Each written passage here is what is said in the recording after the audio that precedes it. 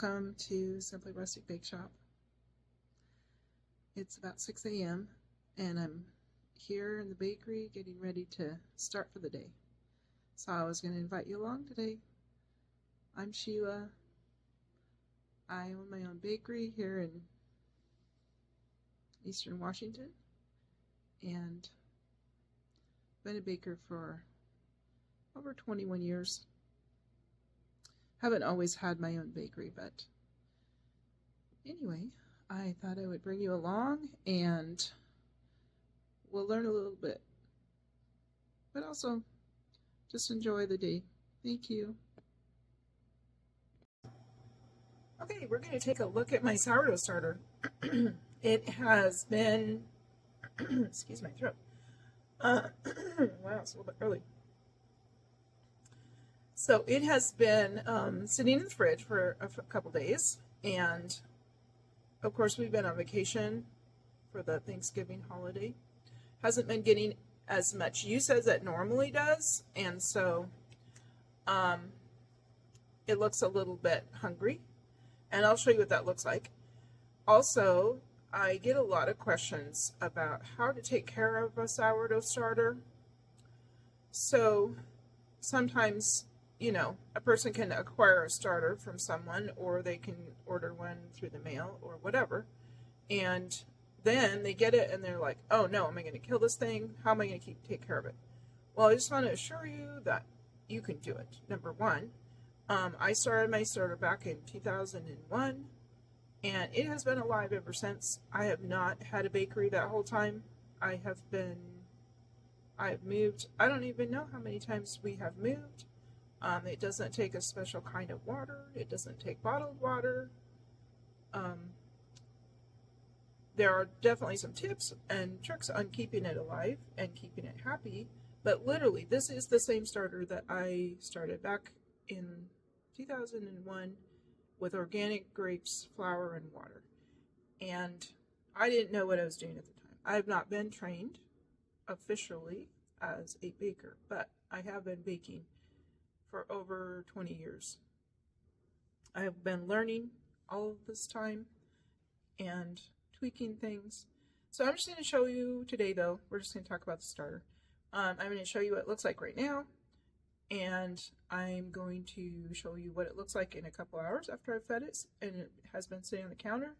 And then I'll show you what it looks like tomorrow morning after it has sat in the fridge overnight, because that's what I do. I always make sure that my starter goes into the fridge at night.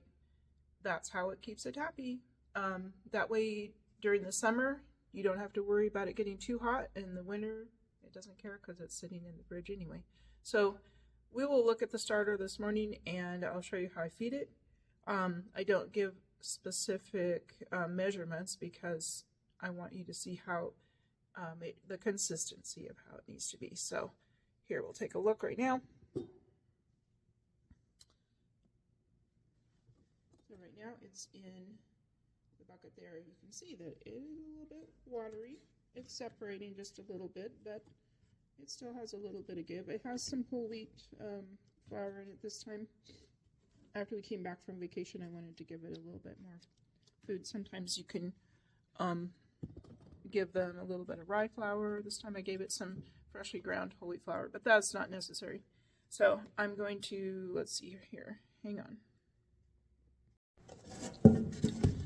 Okay, so I've got my starter here.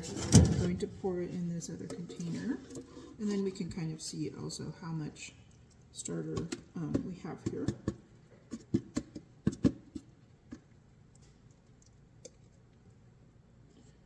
Okay.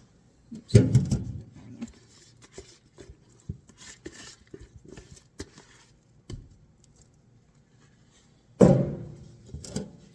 Okay, so this container has some lines on it. Sorry, I guess this is backwards. And that says 1 quart there. So that means that I'm going to put in some water. This is the ratio that I use. I do use, to start off with, I use 1 to 1. So that means I use 1 cup of flour, 1 cup of water, and 1 cup of starter. So right now we have a quart, so I need to put 1 quart of water So put some more in there.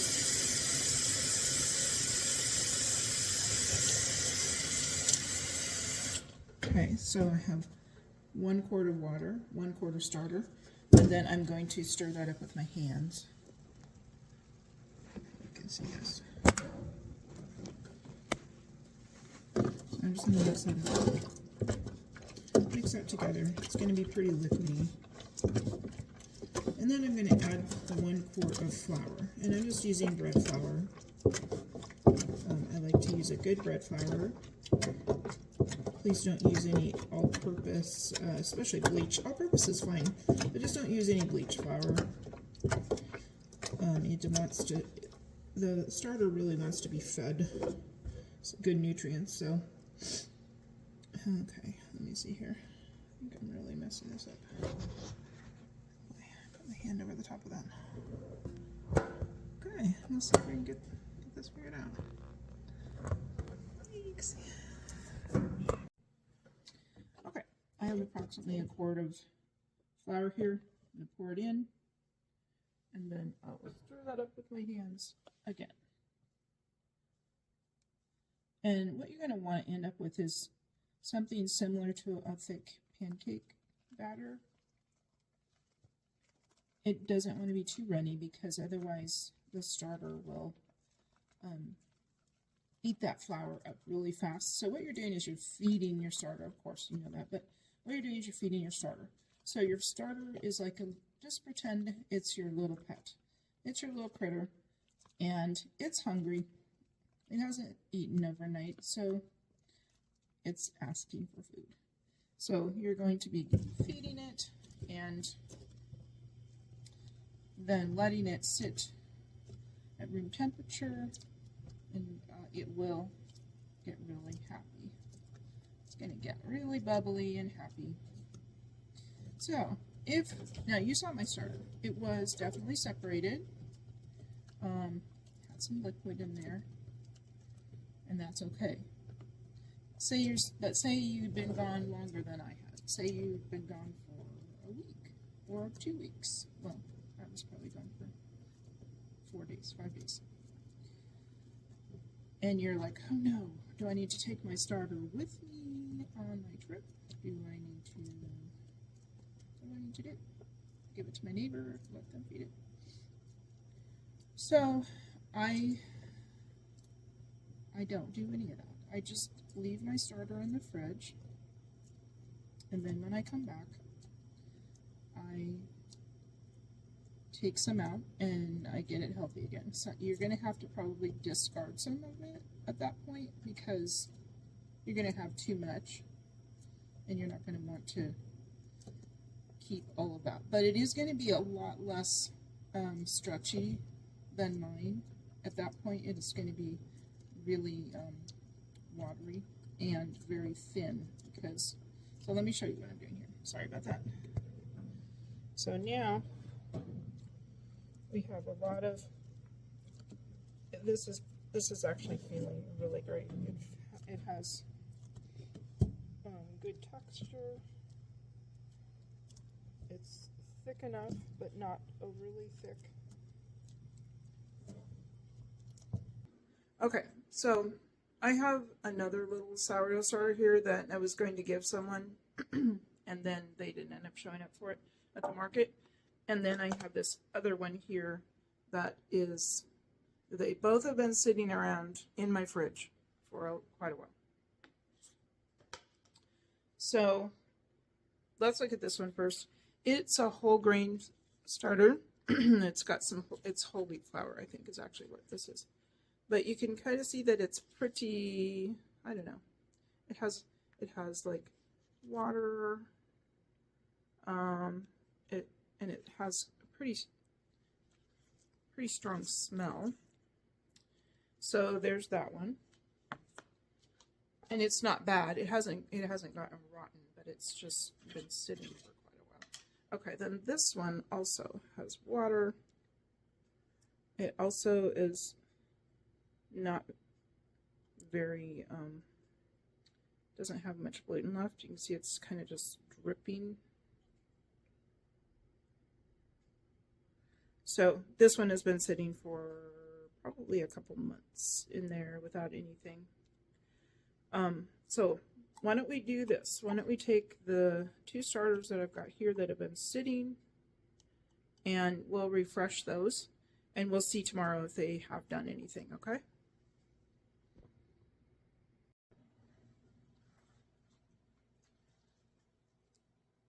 Okay, we're getting this nice and refreshed. You want to have your starter in either metal, plastic, sorry, not metal. Don't use it. Don't use metal. You want to keep your starter in either glass, ceramic, or plastic. Oh, yeah, plastic.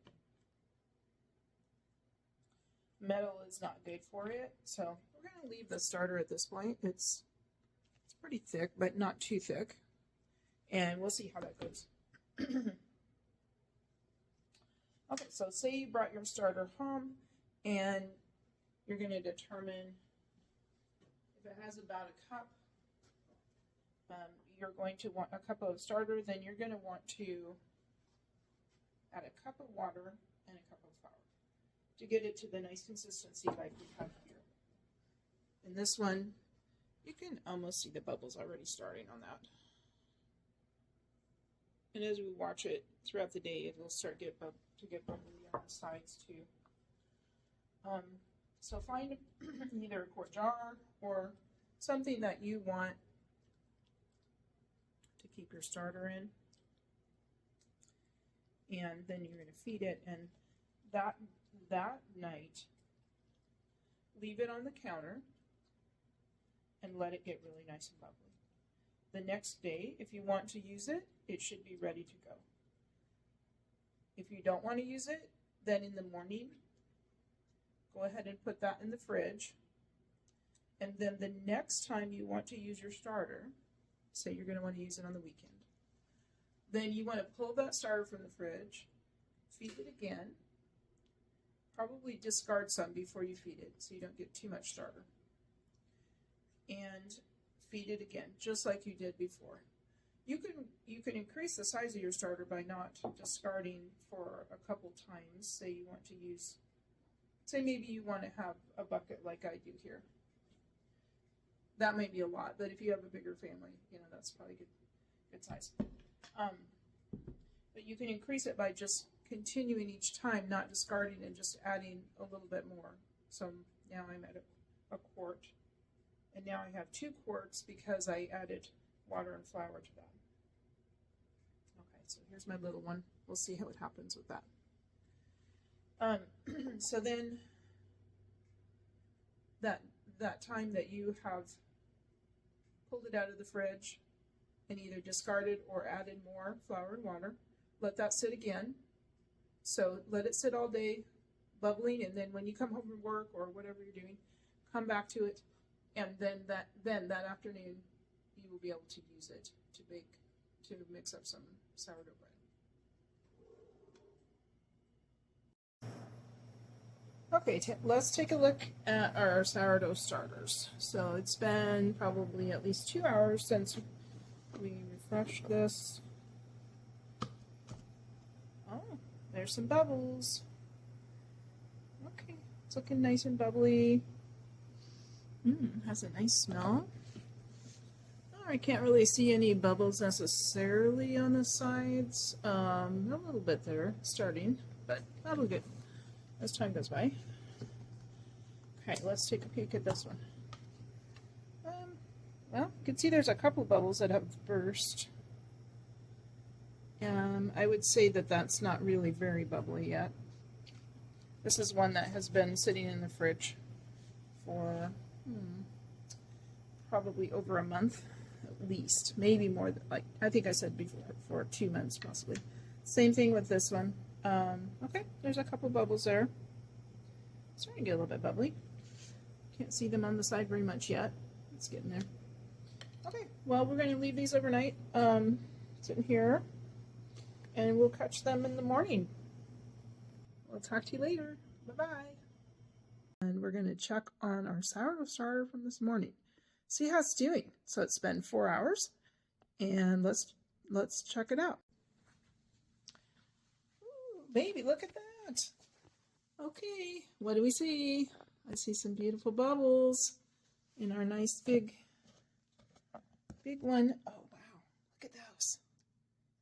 Okay, you guys saw that this morning. It was watery and separated and not happy, but what is it doing now? It is literally the happiest little guy ever. So, I think we're good there. All right, let's check on our starter over here, number 2, the one that we weren't sure about. Well, I'm still not so sure about it, but you know, it's okay. That one had been sitting a while, and so I think this is the one we're going to leave out overnight, see how that goes. Okay, how about our little guy here? There's a few bubbles maybe. Okay, now look inside. Nice. All right. So, okay, we're going to just leave those 2 out overnight, and this guy is definitely ready to go into the refrigerator. Okay, see you guys tomorrow. Good morning. All right, here we are again for our final check. Okay, so here's the starter that we put in the fridge last night. And you can see that it came out still nice and bubbly. It didn't fall really overnight. It's still been growing. I don't know if it's growing, but it's definitely still very bubbly, very ready to go. If I had left this sit on the counter all night, it would have definitely fallen. So it does slow down. Your starter will get used to being in the fridge. I hope you guys all have a great day, and hope you could enjoy and learn something from how to take care of your starter. So if you have any questions, you can always message me. You can like and follow, and hopefully I'll be making some more of these videos on how to bake with sourdough especially. We're coming up with another one next week about making bagels. So thanks again. Bye-bye.